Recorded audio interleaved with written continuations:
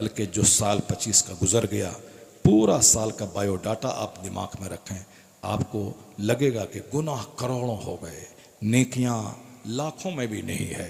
अब 2026 का एक एक मिनट में नेकियों से भर दूंगा।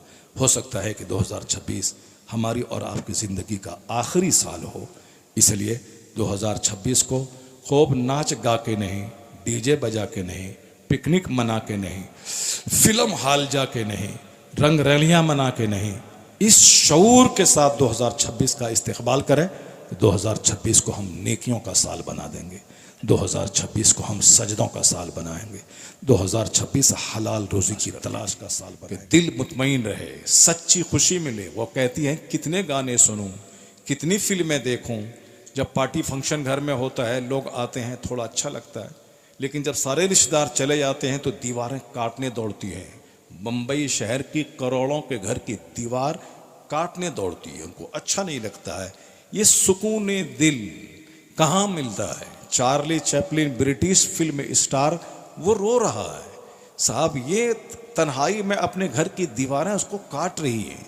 इस तरह दुनिया के करोड़ों लोग हैं जिसको हम देखते हैं कि वह 50 करोड़ की कार पे चल रहा है, बड़ा मज़ा होगा, मगर अंदर से वहाँ कान लगाने के बाद उनकी कार से आंसू और सिसकियों की आवाज़ आती है, तो पता ये चला कि खुशी वहाँ नहीं है जहाँ मैं ढूंढ रहा हूँ, राहत वहाँ नहीं है जहाँ मैं तलाश कर रहा हूँ। न नौकरी राहत में है, न राहत नौकरी में है, न सुकून पैसों में है, न जिंदगी का मज़ा करोड़ों के जेवर में है। तो मज़ा है कहाँ? मज़ा देने वाला अल्लाह है, जो मुझको पैदा करने वाला है। अब मेरा पैदा करने वाला कुरान में एक फार्मूला दिया है कि मेरे बंदे, अला बिज़िक्रिल्लाह तत्मइन्नुल कुलूब, जान ले के दिलों को आराम अल्लाह के जिक्र में मिलता है, दिलों को सुकून अल्लाह की याद में मिलता है, दिलों को चैन तिलावत इबादत और सजदों में मिलता है। लोग सोफ़ा में सुकून तलाश कर रहे हैं, सुकून तो सजदे में है। लोग अखबारात में सुकून तलाश कर रहे हैं, सुकून तो कुरान की तिलावत में है। लोग इधर उधर घूमने में सुकून तलाश कर रहे हैं, सुकून तो अल्लाह ने मस्जिद की चटाई में रखा है।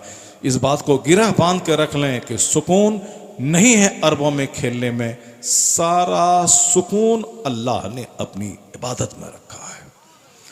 इससे बढ़कर कोई सुकून नहीं। सरकार गौसे आजम के पास 4 बीवियां थीं, हमारे पास एक बीवी रहती है तो लड़ाई झगड़ा, लत्तम जुत्तम, केस मुकदमा, पंचायती, थाना, पुलिस सब है। एक बीवी में उकता गए जिंदगी से, 2 बेटे में बस दवाई खिला दो तो कॉपटी लगा दो तो निरोध का इस्तेमाल करो, 4 बेटे हों, 4 बच्चे पैदा हों, ये सारा तमाशा होता है।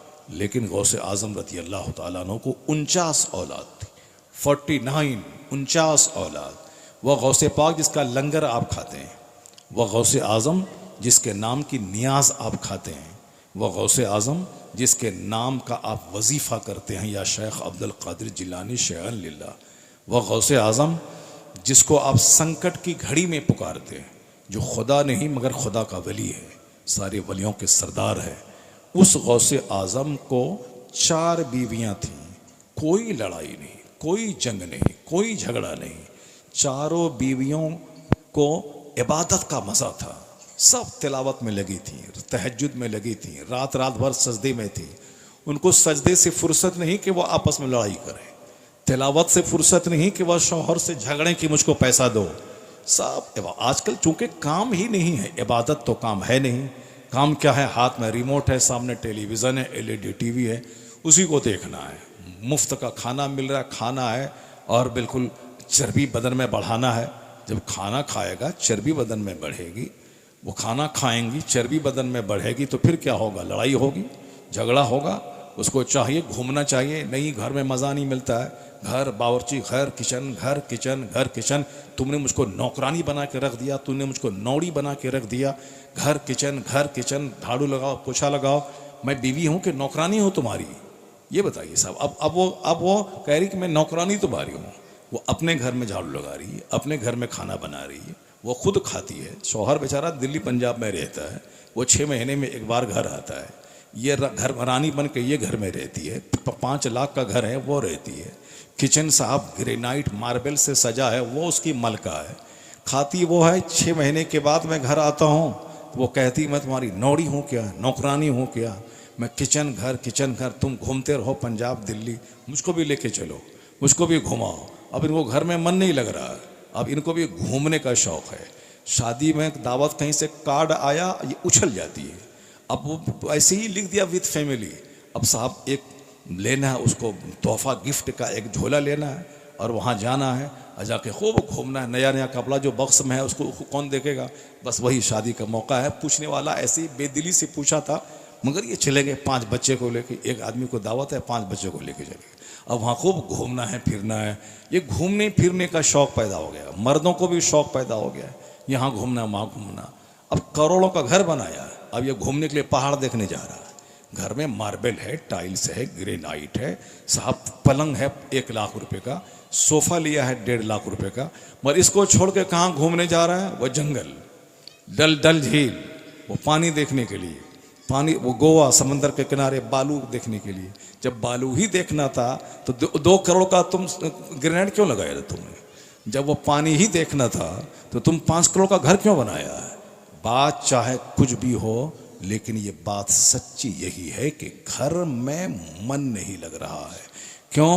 हुजूर ने कहा था कि अपने घर को कब्रिस्तान मत बनाओ, अपने घर में सजदा किया करो, नमाज पढ़ा करो, फ़र्ज़ मस्जिद में अदा करो, नफल और सुन्नत अपने घर में अदा करो।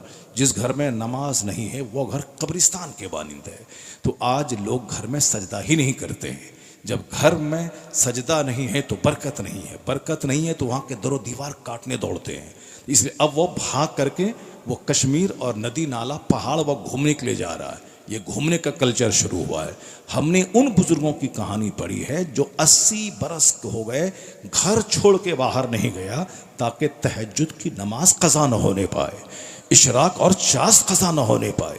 वो कहते मेरे घर की दीवारें जन्नत का मज़ा देती हैं, मैं घर से बाहर कहीं मुझको मज़ा नहीं मिलता है।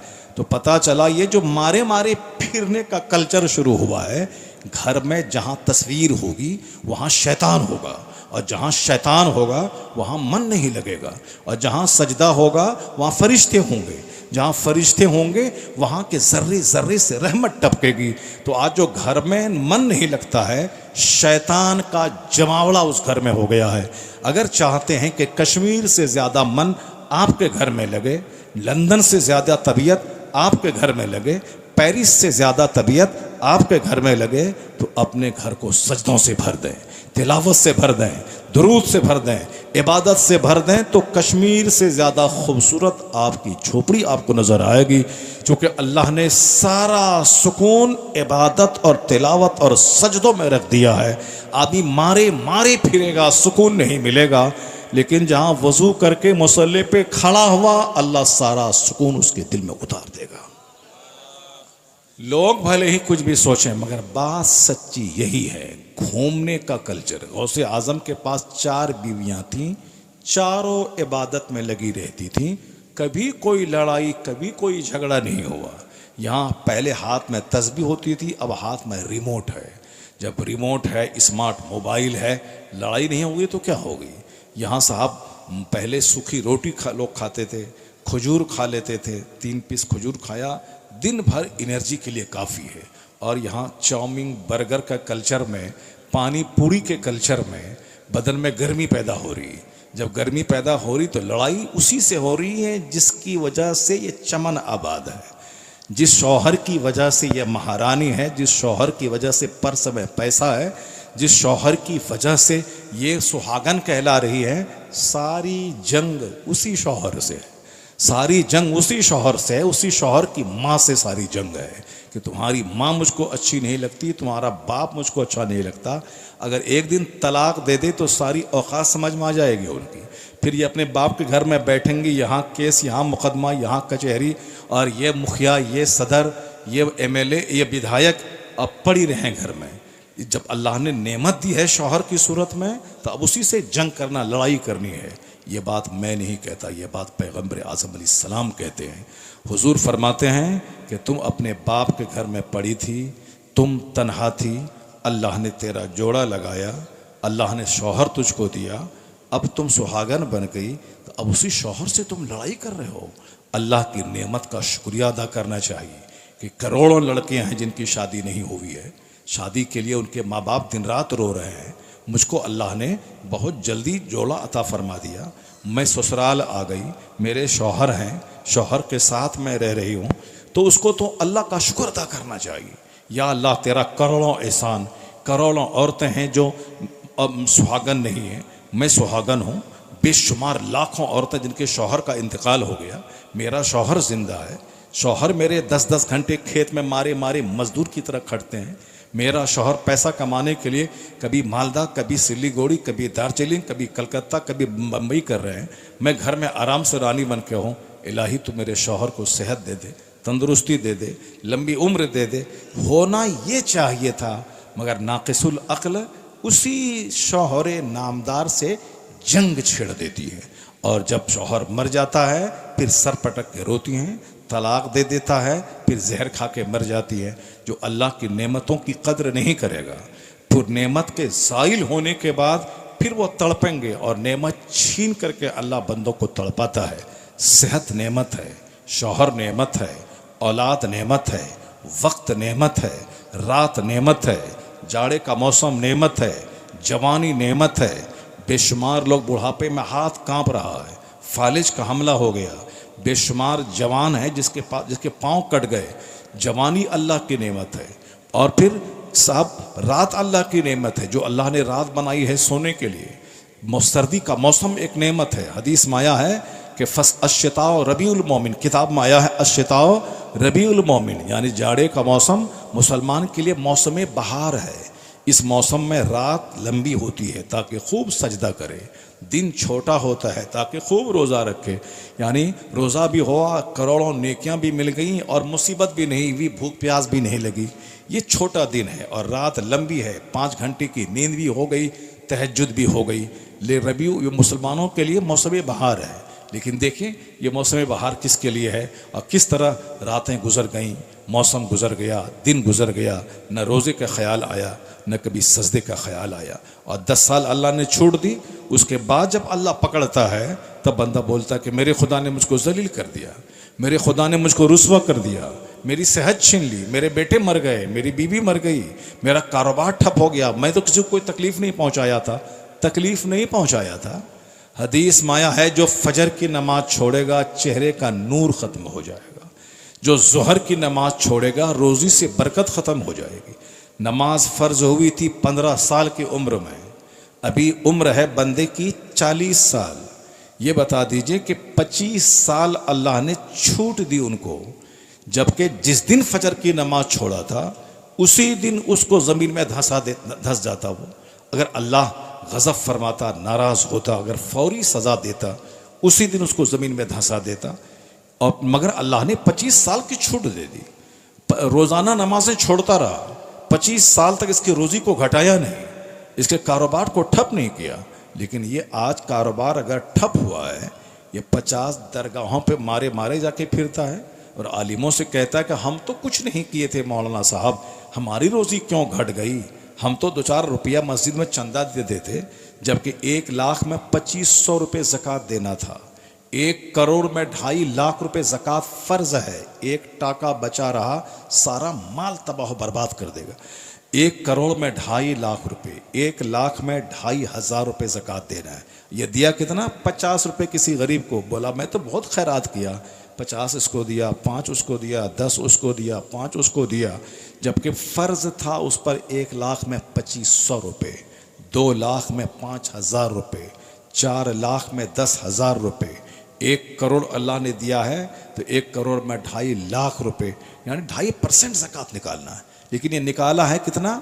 1 लाख में 100 रुपया। उसके बाद कहता है कि हमने तो कुछ नहीं किया था मौलाना साहब, हम तो सदका तो खैरात करते रहते थे, हम तो सदका तो खैरात करते रहते थे, क्यों मेरा माल ठप हो गया, क्यों ऐसा हो गया, क्यों ऐसा अल्लाह ने कर दिया। अल्लाह क्या कहता है? कल्ला बल्ला तुकरिमूनल यतीम वला तहाद्दून अला तामिल मिस्कीन व ताकुलून तुरास अकलल लम्मा व तुहिब्बूनल माल हुब्बन जम्मा। यानी जब बंदा को अल्लाह नेमत देता है तो बंदा कहता है अल्लाह ने मुझको इज्जत दे दी, इन्न रब्बी अक्रमन। लेकिन जब अल्लाह आजमाता है, उसके गुनाहों की सज़ा देता है, तो बंदा कहता है मेरे रब ने मुझको जलील कर दिया, इन्न रब्बी अहानन। तब अल्लाह कहता है कि मैंने जलील नहीं किया है, जिल्लत का सामान तुमने खुद से ख़रीदा है। तुम यतीमों को इज्जत नहीं करते, तुम मिस्कीनों को खाना नहीं देते, मिस्कीनों को धक्के देते हो, तो हमने 10-20 साल तुमको छूट दिया, पहले ही दिन पकड़ना था, नहीं पकड़ा, हमने तुम पर एहसान किया, तो अब अभी तू कहता है कि मेरे रब ने मुझको जलील कर दिया। 5 वक्त की नमाजें फ़र्ज हैं। जवान होने के बाद नमाज फ़र्ज होती है। बंदा जवान कब होता है? 15 साल की उम्र में, मर्द हो या औरत, लड़का हो या लड़की, दोनों जवान माने जाते हैं। 15 साल में नमाज फ़र्ज होगी। उससे पहले अगर 10 साल के बाद अगर नाइट फॉल हुआ तो लड़का जवान है, लड़की को माहवारी खून आया तो लड़की जवान है। लेकिन अगर माहवारी खून नहीं आया, नाइट फॉल भी नहीं हुआ, तो 15 साल में दोनों जवान माने जाते हैं। अब उस पर नमाज फ़र्ज है। एक वक्त की नमाज छोड़ना हराम और गुनाह कबीरा है, मेजर गुनाह, बड़ा गुनाह, जैसे शराब पीना, ज़िना करना, सूद खाना, झूठ बोलना, गीबत करना, माँ बाप की नाफरमानी करना, झूठी गवाही देना, ये सब मेजर गुनाह है, बड़े बड़े गुनाह जो बग़ैर तौबा के माफ़ नहीं होते। उसी तरह नमाज छोड़ना एक मेजर गुनाह है। नमाज पढ़ना सबसे बड़ा फ़र्ज़ है, हज से बड़ा फ़र्ज़ है नमाज, चूँकि हज सब पर फ़र्ज़ नहीं है। माल वाले पे हज फ़र्ज़ है, ज़कात सब पे फ़र्ज़ नहीं है, माल वाले पे ज़कात फ़र्ज़ है। मगर नमाज हर मुसलमान, आकिल, बालिग, देहाती, शहरी, औरत, मर्द, सब पर फ़र्ज़ है। खड़ा ना हो सके तो बैठ के पढ़े, बैठ ना सके तो लेट के पढ़े, लेट के ना पढ़ सके तो इशारे से पढ़े, नहीं तो गड्ढा खोद के पढ़े, कपड़ा नहीं है तो नंगे अपने घर को बंद करके पढ़े। कभी माफ़ नहीं है। जब तक सांस चल रही है उस वक़्त तक नमाज पढ़ना फ़र्ज़ है। इतना बड़ा फ़र्ज़ है, उसके बावजूद जरा हाल देखिए मस्जिदों का। 5 लोग नमाज पढ़ रहे हैं, 10 लोग नमाज पढ़ रहे हैं, और साहब गाँव की 99% आबादी महवी ख्वाब है, सोई हुई है। और संकट, कोई मुसीबत आई तो कहते हैं लोग अल्लाह कहाँ है, रसूलुल्लाह कहाँ है, मुसलमान जलील हो जाएंगे तब गौसे पाक की करामत ज़ाहिर होगी। यानी अल्लाह ने क्या कहा कि मैंने जलील नहीं किया है, जिल्लत का सामान तुमने खुद से ख़रीदा है। काफिरों का हौसला बुलंद हो गया, ये हमें मिटाना चाहते हैं, मेरी मस्जिदों के ख़िलाफ़ बोल रहे हैं, मेरी खानकाहों को उजाड़ना चाहते हैं, वो मेरे मदरसों को आतंकवादी का अड्डा कहते हैं। जबकि ये मदरसा जहाँ पढ़ने वालों को सिर्फ यही तालीम दी जाती है कि झूठ बोलना हराम, शराब पीना हराम, माँ बाप को सताना हराम, पड़ोसी को तकलीफ़ देना हराम। अब साहब यानी जितनी भी गलत चीज़ें हैं, सारी गलत चीज़ों से बचने का पैगाम मदरसे में दिया जाता है। मदरसे में पढ़ने वाला आदमी को शराफत, क़नाअत, सब्र, इस्तिक़लाल, पेशेंस, धैर्य, इसका पाठ पढ़ाया जाता है। तमाम गुड क्वालिटीज़, तमाम ह्यूमन वैल्यूज़, इंसानी अक़दार की तालीम मदरसे में दी जाती है। लेकिन ये साहब क्या बोलते हैं कि आतंकवादी का अड्डा है, आतंकवादी का अड्डा है। तो अब आप क्या कहेंगे, ये सज़ा नहीं तो क्या है?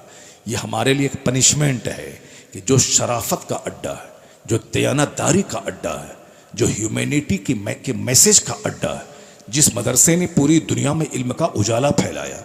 आज से 1000 साल पहले एक कॉलेज इंडिया में नहीं था, अमेरिका नाम का कोई मुल्क दुनिया में नहीं था। इस्लाम ने कहा knowledge is light, knowledge is power.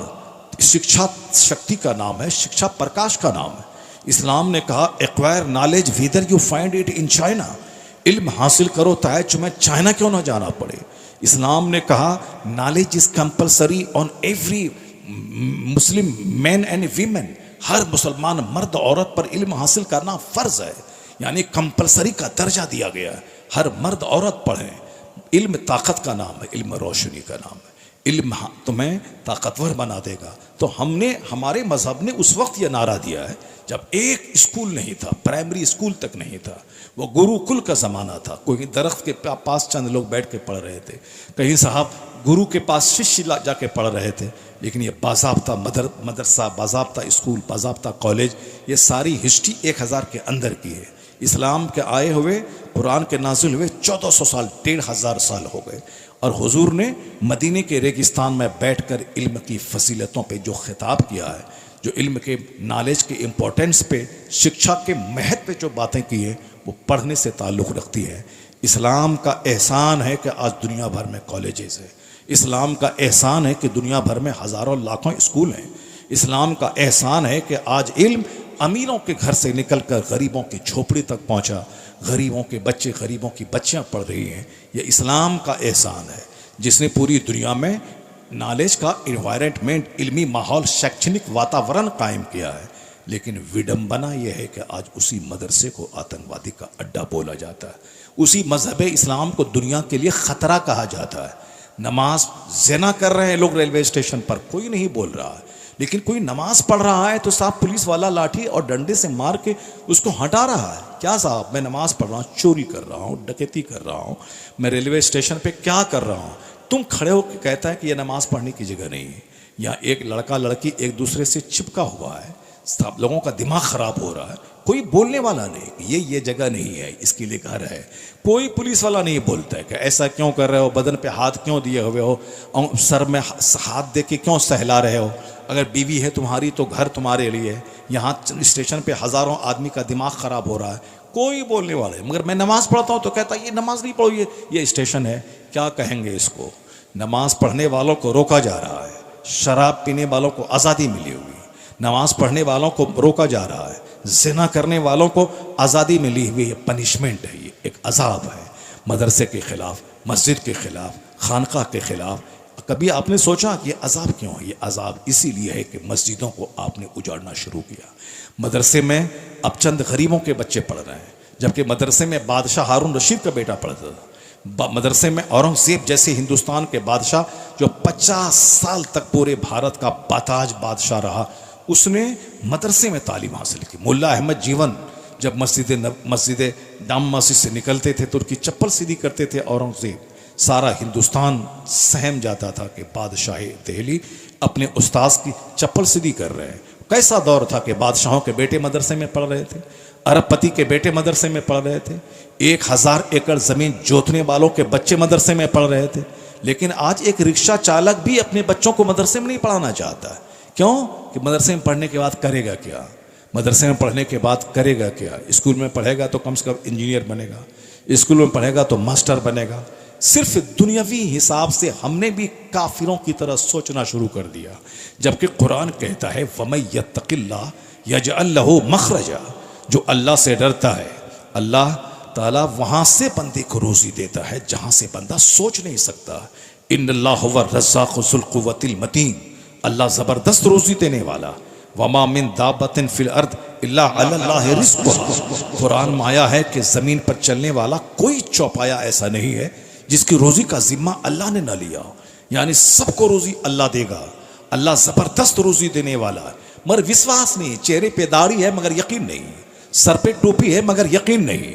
अब जब यकीन नहीं है इसीलिए झोपड़ी वाले के बच्चे भी क्रिश्चियनों के स्कूल में पढ़ रहे हैं, रिक्शा चालक भी अपने बच्चों को स्कूल में पढ़ा। वो मदरसा जो मानवता की फैक्ट्री है, वो मदरसा जहाँ पढ़ने के बाद बंदा आलिम बनता है। आलिम का मतलब नाइबे पैगंबर बनता है। 1000 एकड़ ज़मीन का जोतने वाला ज़मींदार कहलाता है, मगर नाइबे पैगंबर नहीं। नाइबे पैगंबर वो कहलाता है जिसके सीने में कुरान हदीस का इल्म होता है।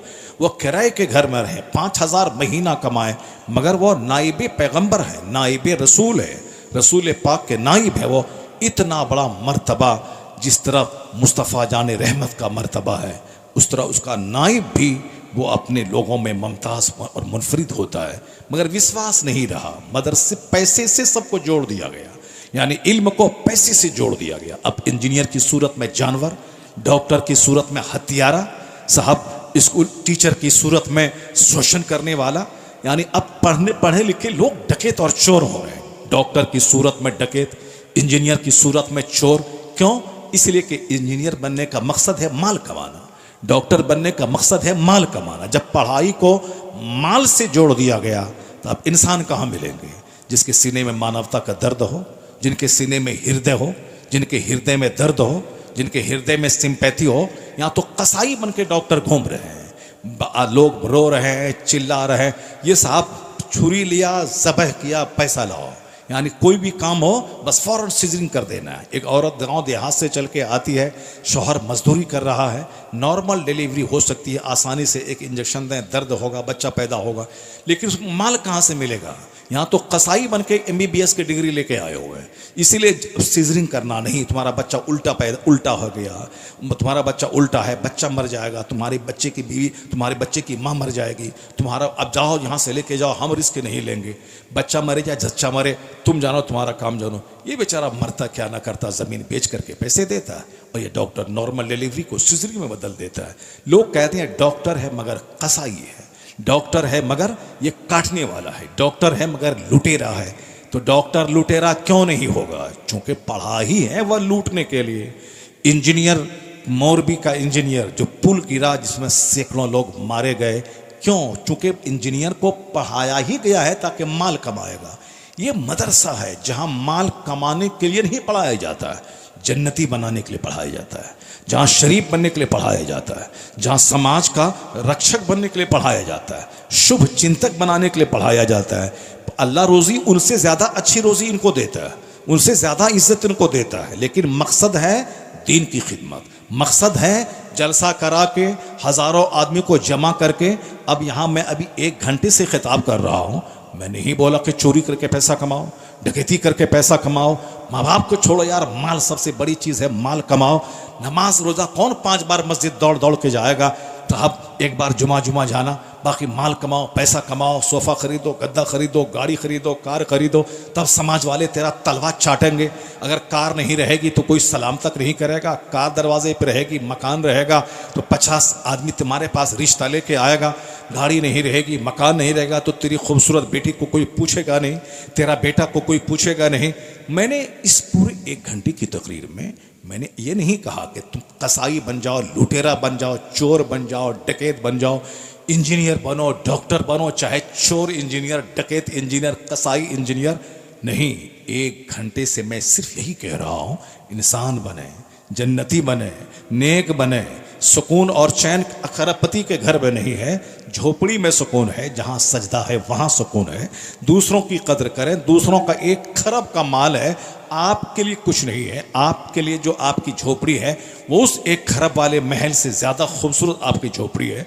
उस खूबसूरत झोपड़ी को सजदों से सजाएं, तिलावत से सजाएं। यानी मानवता की बात कर रहा हूँ, ह्यूमैनिटी की बात कर रहा हूँ, इल्म की बात कर रहा हूँ, नमाज की बात कर रहा हूँ, शराफत की बात कर रहा हूँ। यही है मदरसे के लोगों का काम। वह जुमा का खिताब करें, जन्नत की बात, 1 लाख के मजमे में खिताब करें, जन्नत व शराफत, हया और ईमानदारी की बात।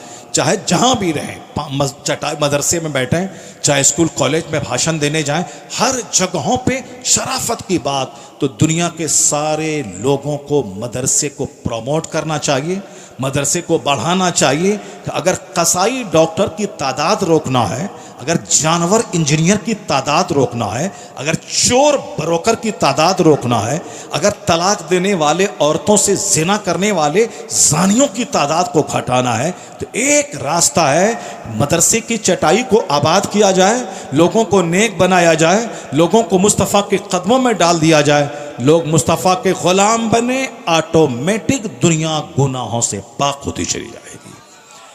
रसूल पाक की गुलामी एक वाहिद रास्ता है दुनिया में अमन कायम करने का। लेकिन ये सज़ा हमको मिल रही है कि मदरसा को आतंकवादी का अड्डा कहा जाता है। मैंने नमाजें छोड़ दी, इसलिए आज मुझको स्टेशन पर नमाज पढ़ने नहीं दिया जा रहा है। मैंने अपनी मस्जिदों को वीरान किया, इसलिए हमारी मस्जिदों को ढाया जा रहा है। और चोर दूसरों जालिमों को खुश करने के लिए साहब मस्जिद की तामीर का ढोंग रचा रहे हैं, ड्रामा कर रहे हैं, हमें साहब ठगने और उल्लू बनाने का काम कर रहे हैं, और उनके हाथों का खिलौना बनकर उनके मफाद का काम कर रहे हैं, ताकि हम इनको उलझाएं, उसके बाद फिर ये सारा बेनिफिट उसको हम पहुंचा दें। ऐसे चोरों, डकैतों, लुच्चों, लफंगों से मुसलमान समाज भरा हुआ है। इसलिए एक कौम मुस्लिम, आलिम के पास रहो, आलिम की बात सुनो, मस्जिदों को आबाद करो, अपने घर को सजदों से आबाद करो। ये जान लो कि 50 करोड़ की कार खरीदने वाले के घर में सुकून नहीं है, लेकिन एक मस्जिद का मोहसिन जो 5000 रुपये कमाता है, जो साइकिल से चलता है, कभी देखना कि 10 घंटे की गहरी नींद वो लेते हैं। और साहब चेहरे का नूर उनका देखना, ये नूर कहाँ से आया है? ये अजान का नूर है, ये तिलावत का नूर है, ये दीनदारी का नूर है। जो मज़ा 50 लाख के फॉर्चूनर वाले के पास नहीं है, वो मज़ा साइकिल पर चलने वाले के पास है। पता चला कि हराम में अल्लाह ने मज़ा नहीं रखा है, अल्लाह ने सारा मज़ा हलाल कमाई में रखा है।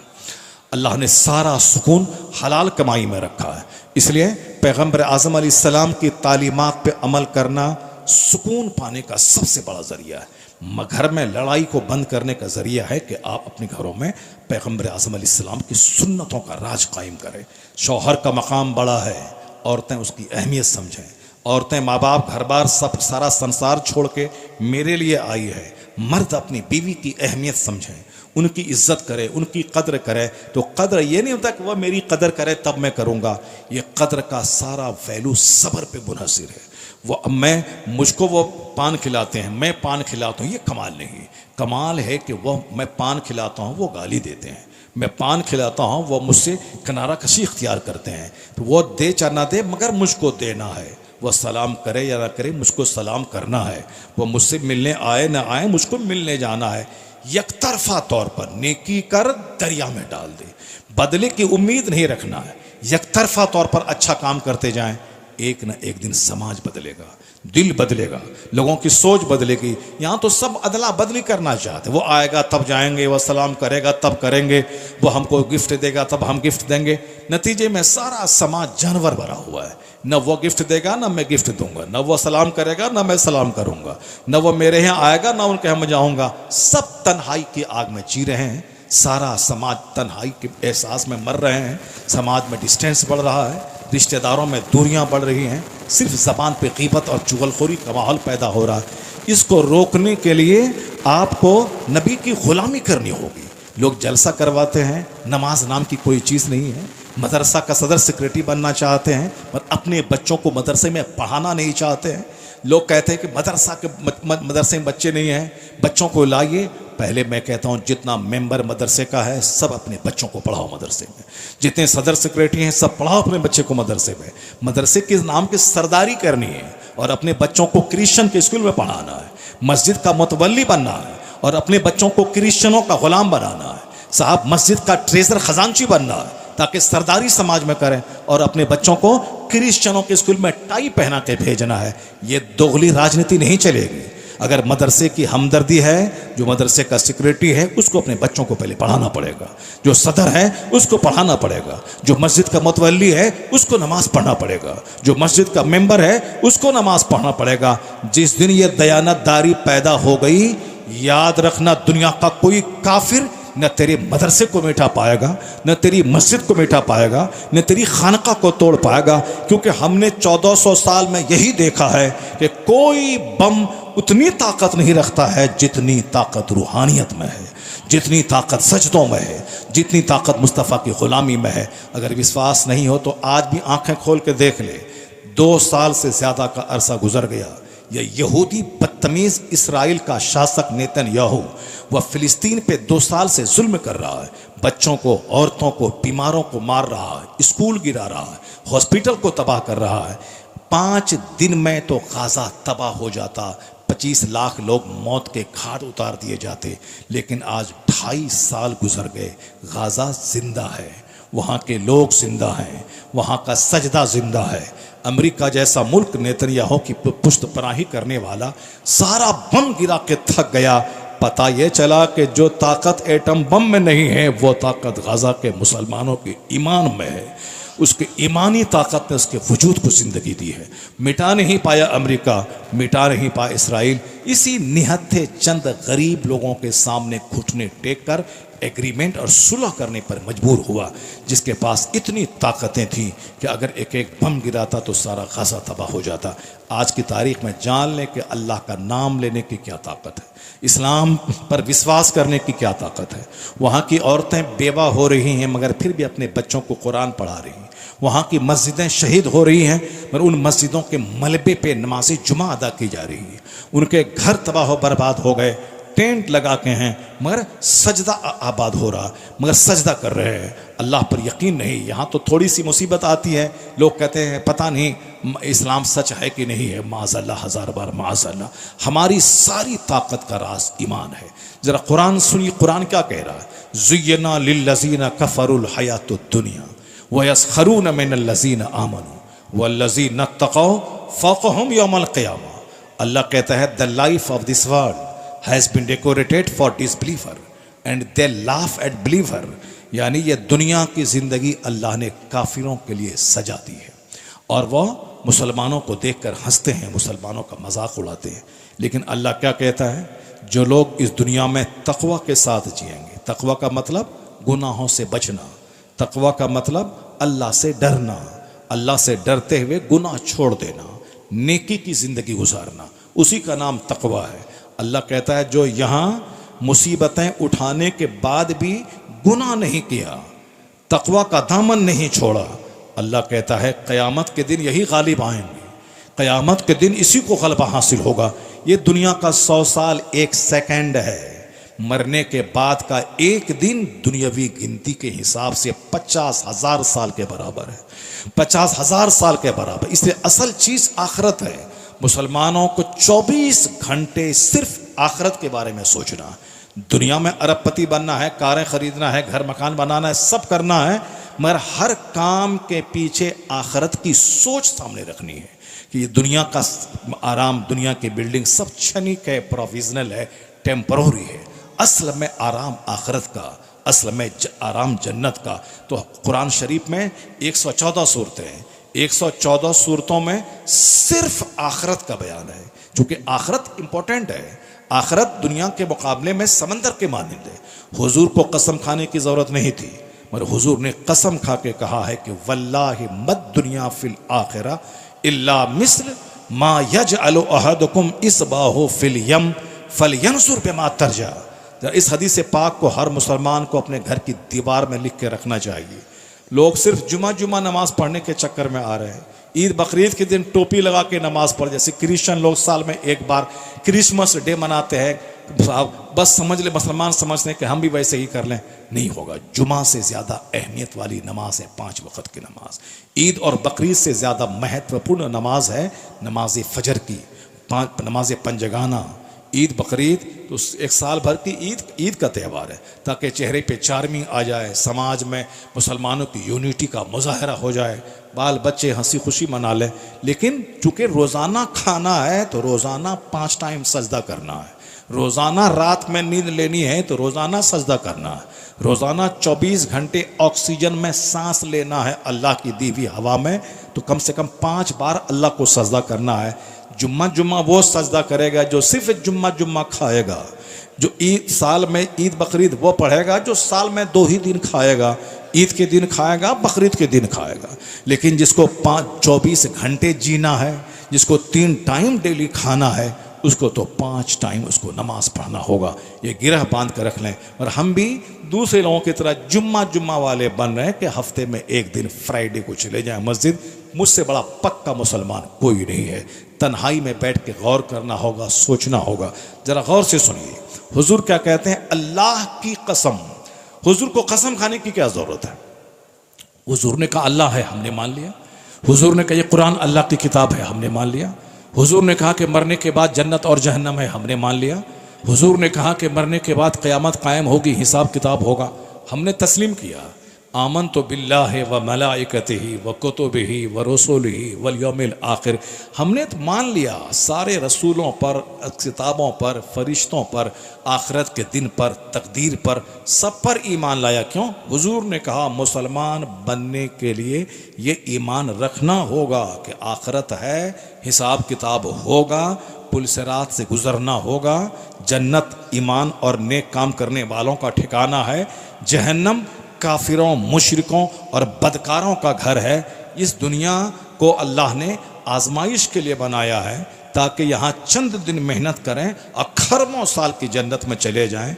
अगर चंद दिन ख्वाहिशात की गुलामी करते रहे, खरबों साल की आग में, जहन्नम में जलते रहिए। यही इस्लाम की सारी तालीमात का निचोड़ है। हर घर में इस्लामी बुनियादी तालीम बच्चों को, और रोज़ाना ये इसका चर्चा होना चाहिए। हुजूर को कसम खाने की ज़रूरत नहीं थी, मगर चूंकि बात मोस्ट इम्पोर्टेंट है, बहुत महत्वपूर्ण है, इसलिए हुजूर ने कसम खा के इसके महत्व को बताया है। इस हदीस पाक को हर मुसलमान अपने घर की दीवार में लिख के रखे, रास्ता चलते घर आते जाते इस हदीस पर नज़र पड़े। क्योंकि आज मस्जिदें वीरान हैं इसी पैसा के चक्कर में, आज माँ बाप की खिदमत करने का मौका मेरे पास नहीं है इसी माल के चक्कर में, आज साहब समाज की मोहब्बतें मिट गई इसी माल के चक्कर में, मदरसा की दीवार उजड़ गई इसी माल के चक्कर में, मस्जिदें वीरान हो गई इसी माल के चक्कर में। जिस माल को मैंने बहुत महत्व दिया, उस माल के बारे में हुजूर क्या कहते हैं जरा गौर से सुनिए। आका फरमाते हैं वल्लाहि मत दुनिया फिल आखिरा। हुजूर कसम खा के हम गुलामों को बात की अहमियत बता रहे हैं कि बात कितनी मोस्ट इंपॉर्टेंट है। हुजूर कहते हैं अल्लाह की कसम, इस दुनिया की मिसाल जिस दुनिया के लिए हम लालायित और बेचैन हैं, हुजूर कहते हैं आखिरत जो मरने के बाद की दुनिया है जहां सबको जाना है, हुजूर कहते हैं तुम में से कोई अपनी उंगली समंदर में डाल दे, फल यंजुर बिमा तरजा, फिर उंगली को निकाल के देखे कि कितना पानी लेकर उंगली लौट रही है। समंदर, पानी, उंगली डाला, उंगली निकाला, 4 कतरे पानी है जिससे उंगली भीगी है। समंदर, अपार समंदर, दुनिया का 75% हिस्सा समंदर है, 75% यानी 100 में 75 हिस्सा पानी है दुनिया का, 25% खुश्की है जिस पर 5 बर्रे आज़म हैं और 1000 करोड़ की आबादी जिस पे आबाद है, और 200 से ज़्यादा कंट्रीज जिस सूखी ज़मीन पर आबाद हैं। यह सिर्फ ज़मीन का 25% हिस्सा है, 75% हिस्सा समंदर है ज़मीन का। और जब क़यामत करीब आएगी समंदर के पानी को बहा दिया जाएगा। वैज़ल बिहार फुज्जरत, जब क़यामत आएगी वैज़ल बिहार सुज्जरत, समंदर के पानी में आग लगा दी जाएगी। ये पहाड़ जो ज़मीन को हिलने से रोके हुआ है पिलर बनकर, ये पहाड़ यौम यकूनुन नासु कल फराशिल मबसूस व तकूनुल जिबालु कल एहनिल मनफूश, जिस दिन ये पहाड़ रुई के गाले की तरह उड़ेंगे।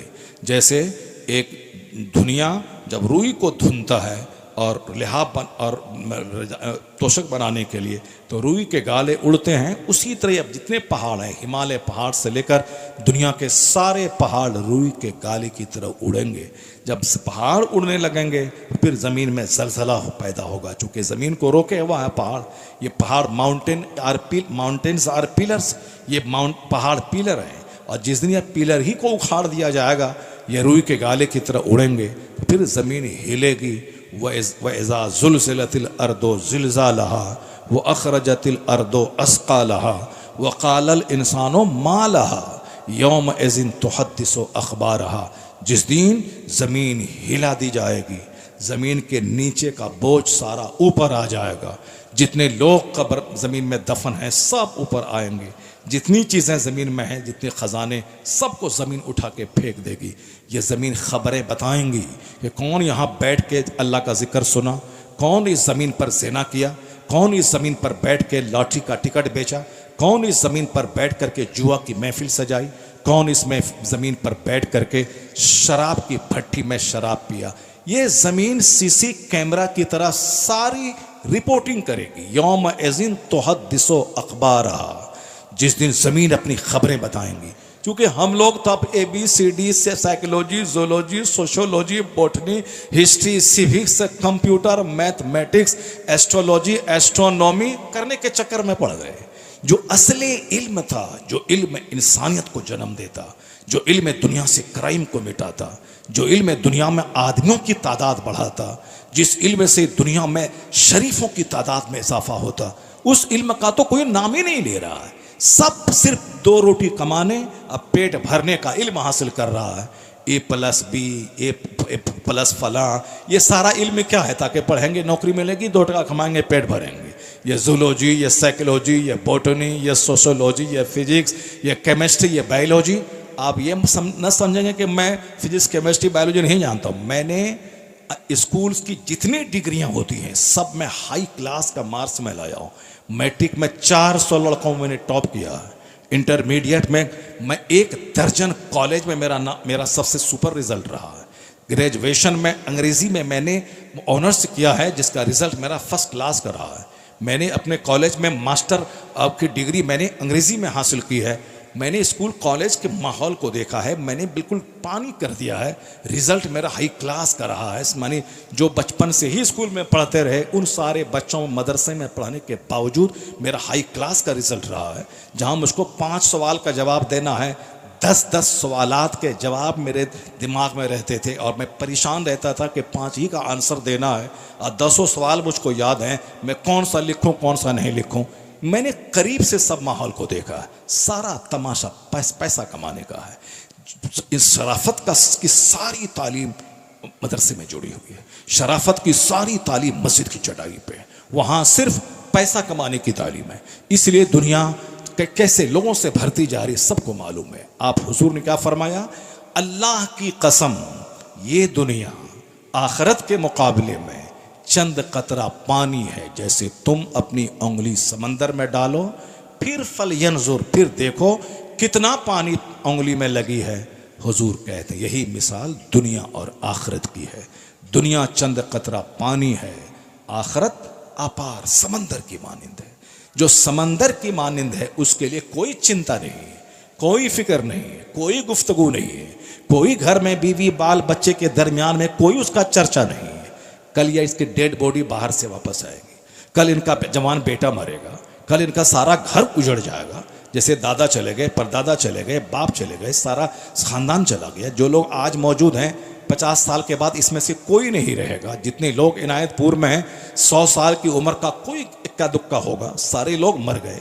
तो जो आज हैं ये भी 100 साल के बाद कोई नहीं मिलेंगे, सब मर जाएंगे।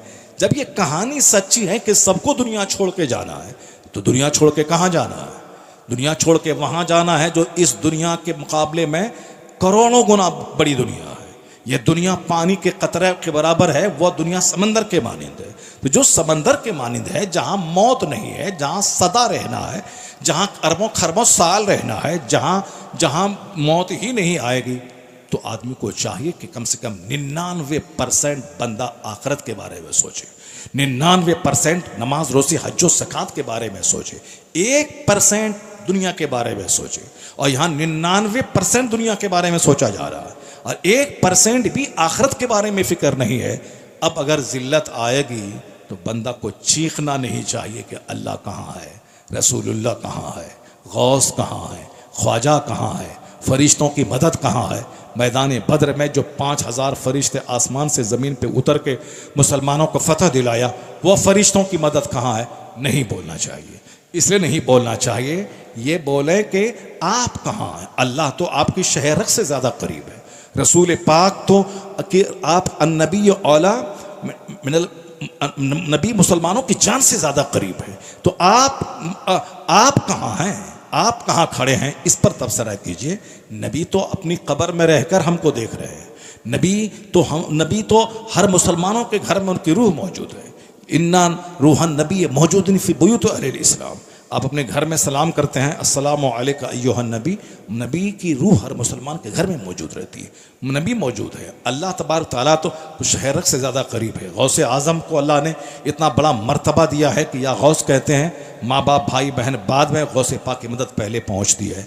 ये मत बोलिए कि गौस कहाँ, ये बोलिए कि आप कहाँ हैं, आपका कल्चर कहाँ है, आपकी तहजीब कहाँ है, आपकी संस्कृति कहाँ है, आपके शादी ब्याह का माहौल कहाँ है, आपका अकीका खतना वलीमा और डीजे का माहौल कहाँ है, आपकी औरतों का पर्दा कहाँ है, आपकी औरतों का हया कहाँ है।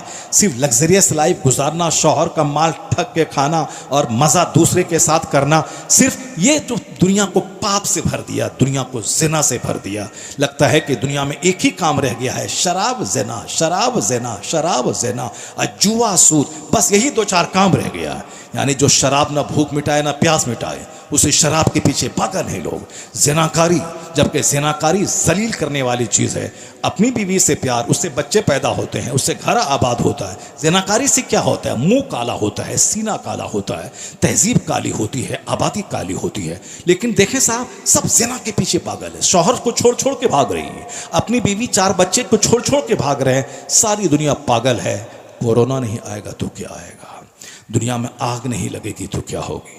दुनिया में करोड़ों कमाने के बाद लोग बेचैनी की आग में नहीं जलेंगे तो कहाँ जलेंगे? इसलिए जो सच्ची बात है, पैगंबर आज़म के फरमान को गले से लगाइए, अपने घर की दीवारों में मुस्तफ़ा के फरमान को लिख के रखिए। हुजूर ने बताया है कि यह दुनिया चंद कतरा पानी है, तो चंद कतरा पानी के लिए ज़्यादा पागल होने की ज़रूरत नहीं है। जो मिसले समंदर है उसकी तैयारी करने की ज़रूरत है, उसकी फ़िक्र करने की ज़रूरत है, उसके बारे में सोचने की ज़रूरत है। जब आदमी जन्नत के बारे में सोचेगा तो दुनिया उसको नहीं तड़ पाएगी। दुनिया के चक्कर में वह जहर खा के नहीं मरेगा। हज़ारों लड़के कोटा में अब साहब ITI की तैयारी करने जाते हैं, वहाँ से उसकी डेड बॉडी घर आती है। क्यों? इसी दुनिया ने उसको बेचैन कर दिया कि मैं IAS नहीं ऑफिसर नहीं बन पाऊंगा, मेरे माँ बाप की उम्मीदें मुझसे वाबस्ता हैं, मैं माँ बाप को क्या मुंह दिखाऊंगा, चलो जहर खा के मर जाते हैं। लड़की नहीं मिली, उन्होंने प्यार में धोखा दे दिया, चलो जहर खा के मर जाते हैं। लड़का नहीं मिला, प्यार में धोखा दे दिया, चलो ट्रेन की पटरी में कट जाते हैं और समंदर में जाके कूद के मर जाते हैं। ये जो जाने जा रही है, ये सिर्फ दुनिया की हवस में। लड़की नहीं मिली तो जान दे दिया, नौकरी नहीं मिली तो जान दे दिया, कंपटीशन फेस नहीं कर पाया तो जान दे दिया। लेकिन जिसकी नज़र जन्नत पे रहेगी, जिसकी नज़र जन्नत की हूर पे रहेगी, जिसकी नज़र जन्नत के इनामात पे रहेगी, वो दुनिया को तो कौड़ी के 3 समझेगा, वह दुनिया को तो एक धूल समझेगा। इसलिए यहाँ औरत मिले ना मिले, शादी हो ना हो, नज़र जन्नत पे है, नज़र हूर पे है, नज़र गिलमान पे है, नज़र जन्नती सोने चांदी की ईंट से बने हुए मकान पे है। इसलिए गौसे आज़म के सिलसिले के एक बुजुर्ग ने कहा था, मेरे बेटे हज़ारों किताबों पढ़ने से बच जाओगे, सिर्फ 2 फार्मूला को याद रख ले। दुनिया का कोई दर्द, दुनिया का कोई ज़ख्म जहन्नम की तकलीफ़ के मुकाबले में कोई हैसियत नहीं रखता। और दुनिया का कोई आराम, चाहे 500 मंजिला घर हो, चाहे सोने चांदी का ढेर हो, जन्नत के मुकाबले में कोई हैसियत नहीं रखता। जो असल आराम जन्नत का है, जहाँ ना बुढ़ापा है, जहाँ ना बीमारी है, जहाँ ना पसीने की बदबू है, जहाँ ना हसद है, जहाँ ना जलन है, जहाँ ना शोर हंगामा है, जहाँ ना नेमत के छिन जाने का अंदेशा है, वह सारी रियल नेमतें जन्नत में है। तो आदमी उसी जन्नत के शौक़ में जिए, उसी जन्नत की तैयारी में जिए, उस जन्नत के चर्चे में जिए, तो फिर यहाँ कोई मकान बने ना बने कोई सदमा नहीं होगा। जहर खा के मरेगा सिर्फ एक लड़की की खातिर, जहर खा के मरेगा सिर्फ एक DM ना बनने की खातिर, जहर खा के मरेगा सिर्फ एक मकान ना बनाने की खातिर। जिसकी नज़र सिर्फ दुनिया पे रहेगी वो दुनिया में जहर खाएगा, और जिसकी नज़र आखिरत पे रहेगी, जिसकी नज़र जन्नत पे रहेगी, वो जान नहीं देगा, वो जान बचाएगा ताकि 2 सजदा करें ताकि अल्लाह जन्नत दे दे।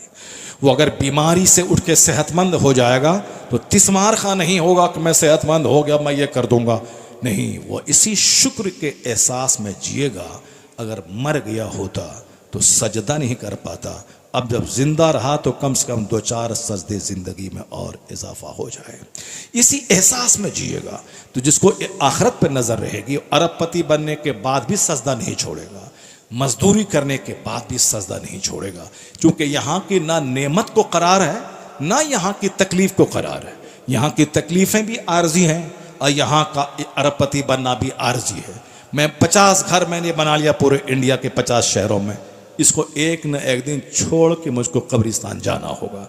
तो यहाँ की सारी नेमतें भी आर्जी है, और चाहे 1000 दुख हो, मुसीबत हो, तकलीफ हो, ये भी प्रोविजनल आर्जी है। मरने के बाद सारी मुसीबतें यहीं रह जाएंगी। आप इस दुनिया ही में चंद दिनों के बाद सारी मुसीबतें ख़त्म हो जाती हैं। हर बीमारी के बाद शिफा है, हर गरीबी के बाद खुशहाली है। दुनिया में किसी नेमत को करार नहीं है और न किसी तकलीफ को करार है। ये है बुनियादी फार्मूला सुकून से जीने का, यह है बुनियादी फार्मूला दुनिया को क्राइम से बचाने का, यह है बुनियादी फार्मूला दुनिया से ज़िना और शराब और सूद को पाक करने का।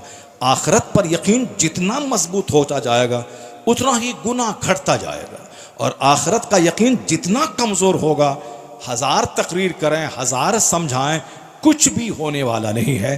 चूँकि आखिरत पर विश्वास बढ़ता जाएगा, तब आदमी के अंदर में जितनी भी गलाज़त है सब दूर होती जाएगी, धीरे धीरे नेकी की तरफ बढ़ता चला जाएगा। पता ये चला इस दुनिया में मुसलमानों को आजमाइशों में अल्लाह ने रखा है। अद्दुनिया सिजनुल मोमिन व जन्नतुल काफिर, ये दुनिया मुसलमानों के लिए कैद खाना है, काफिरों के लिए मिस्र जन्नत है। जन्नत का मतलब आज़ादी, वो चाहे शराब पी लें, कुछ भी करें, एक नियम के बाहर है, वो नियम के ऊपर है। मुसलमान को सोचना है कि क्या हलाल है, क्या हराम है, क्या जायज़ है, क्या नाजायज़ है, क्या लीगल है, क्या इलीगल है। इसीलिए मुसलमान एक कैदी की ज़िंदगी गुजारता है और काफिर आज़ादी की ज़िंदगी गुजारता है। कितने दिन तक आज़ाद रहेंगे? वह 100 साल तक। उसके बाद कहाँ जाएंगे? मुसलमान कितने दिन तक मुसीबत में रहेंगे? 100 साल। उसके बाद कहाँ जाएंगे?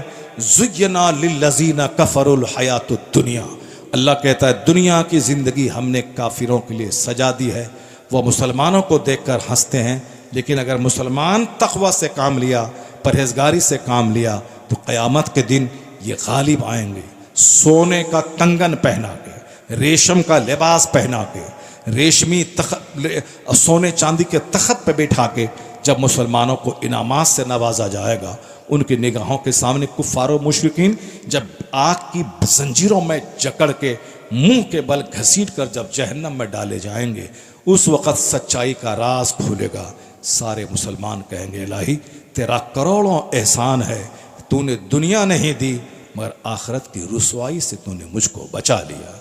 वहाँ कहेंगे कि काश जो दुनिया मिली वो भी नहीं मिलती, मेरे जिस्म को कैंचियों से काट दिया गया होता ताकि यहाँ का सच्चा आराम मुझको ज़्यादा मिला होता। उस दिन सबको यकीन हो जाएगा कि कुफ्र करने वालों को क्या सज़ा मिली, ईमान लाने वालों को क्या इनाम मिला। तो काफिर कहेंगे कि या लैतनी कुन्तु तुराबा, काश मैं मिट्टी हो गया होता, इंसान नहीं होता, काश मैं बैल गाय जानवर होता, ताकि आज मिट्टी बना दिया गया होता। सारे लोग अरबपति खरबपति जितने लोग हिंदुस्तान के बड़े बड़े मोस्ट ब्रांडेड कंपनी के मालिक हैं, सब यही कहेंगे काश मैं मिट्टी होता, काश मैं पैदा नहीं होता। और जितने साहिब ईमान दर्द झेला, मुसीबत झेला, ईमान को बचा के रखा, नमाज नहीं छोड़ी, अमल बचाया, ये कहेंगे मालिक तेरा करोड़ों एहसान है कि तूने दुनिया में घर नहीं दिया, गाड़ी नहीं दी, मकान नहीं दिया, सारी मुसीबतें मैंने उठाई, मगर एहसान है तेरा कि तूने आज जन्नत देकर मुझ पे एहसान किया। क्योंकि जन्नत मिल गई, समझ है कि सबसे बड़ी भलाई मिल गई, जन्नत से बढ़कर कोई इनाम नहीं है। इसलिए अल्लाह कहता है कि दुनिया की जिंदगी हमने काफिरों के लिए सजा दी है। यहाँ के न इक़्तिदार से कभी आपको घबराना है, न उनके महल को देखकर कभी घबराना है, न उनकी गवर्नमेंट को देखकर कभी घबराना है, क्योंकि सारी चीज़ें आर्जी हैं, शरीक हैं, प्रोफेशनल हैं। और आखिरत दायमी और परमानेंट चीज़ है। हुजूर ने कसम खा के एक जगह और कहा, जरा वो हदीस सुनिए। सरकार को कसम खाने की कोई ज़रूरत नहीं थी, मगर ये हम जैसे ग़ुलामों को समझाने के लिए हुजूर ने कसम खाया है। एक जो हुजूर फरमाते हैं, मैं जानता हूँ कि तुम लोग फजर की नमाज में मस्जिद नबी में इसलिए भीड़ लगाए हो कि शायद तुमको मालूम हो कि अबू उबैदा माल लेकर बहरैन से आए हैं।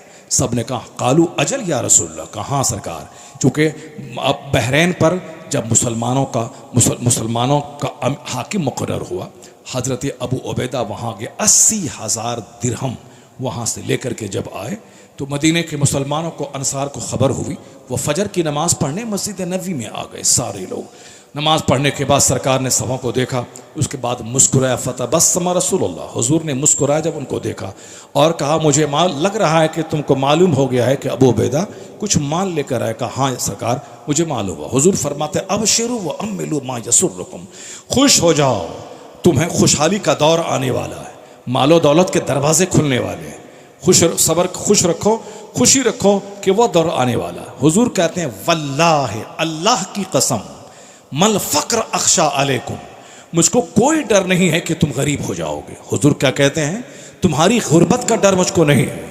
ए मुसलमान, तुम गरीब, तुम्हारी गुर्बत और फ़कीरी का डर नहीं कि तुम गरीब हो जाओगे कल। हुजूर कहते हैं वलाकिन्नी अख्शा अलैकुम अम तुबसत दुनिया अलैकुम, कमा बुसितत अला मन कान क़ब्लकुम।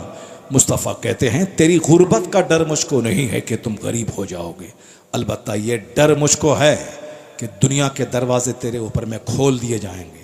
जिस तरह पिछली उम्मत के लिए दुनिया के दरवाजे खोल दिए गए थे, वह लोग माल दौलत हासिल करने के लिए आपस में मुकाबला करने लगे, आपस में एक दूसरे को नीचा दिखाने लगे, आपस में एक दूसरे को पीछे छोड़कर आगे बढ़ने की होड़ में एक दूसरे से बरसरे बेकार हो गए, जंग करने लगे इसी माल की चाहत में, और सब तबाह बर्बाद हो गए। हुजूर कहते हैं मुझको ये डर है कि दौलत के दरवाजे खुल जाएंगे, तुम भी उसको हासिल करने के लिए आपस में मुकाबला करने लगोगे। व तुहलिकुकुम कमा अहलकतहुम, जैसे दुनिया की फरावानी माल की वुसअत उन लोगों को तबाह बर्बाद के वह लोग तबाह बर्बाद हो गए, वैसे ही मुझे डर है कि तुम भी तबाह बर्बाद हो जाओगे। माल की जुस्तजू तुमको तबाह कर डालेगी, ज्यादा माल की फरावानी की सोच तुझको तबाह बर्बाद कर डालेगी। हुजूर ने यहां भी कसम खाया, वल्लाहि मल फक्र अख्शा अलैकुम, अल्लाह की कसम तेरी गरीबी का डर हमको नहीं है, अलबत्ता ये डर है कि तुम मालदार हो जाओगे, माल की तलब में आगे बढ़ोगे और तुम भी उसी तरह तबाह बर्बाद हो जाओगे जैसे दूसरे लोग पिछली उम्मत के लोग तबाह बर्बाद हो गए। यहाँ भी हुजूर ने कसम खाई, वहाँ भी हुजूर ने कसम खाई। और एक तीसरी हदीस में अकाली सलाम मदीने के एक बाजार से गुजर रहे थे, एक जगह देखा कि एक मरी हुई कनकटी ऐबदार बकरी का बच्चा मरा हुआ था। हुजूर उसके पास गए, फ़अख़ज़ बिउज़्निही, उसके कान को पकड़ा और कहा, अय्युकुम युहिब्बु अन्न हाज़ा लहु बिदिरहमिन, तुम में से कौन है जो एक दिरहम के बदले में इस मरी हुई ऐबदार बकरी को खरीदे। लोगों ने कहा, वमा नुहिब्बु, हुजूर हम लोग नहीं चाहते हैं कि यह बकरी हमारे लिए हो। हुजूर कहते हैं, हाँ हाँ तुम चाहते हो। कहा, हुजूर लौ काना हय्यन काना ऐबन फी, अगर ये बकरी जिंदा भी होती तो भी हम उसको नहीं लेते, चूंकि यह ऐबदार है, इसके कान कटे हैं, ऐबदार है। फ़कैफ़ वह मय्यत, अब जबकि वह बकरी मुर्दा है तो मरी हुई ऐबदार बकरी फ्री में भी कोई देगा नहीं लेगा, और आप कहते हैं एक दिरहम के बदले में कौन खरीदेगा, फ्री में भी कोई देगा नहीं लेगा।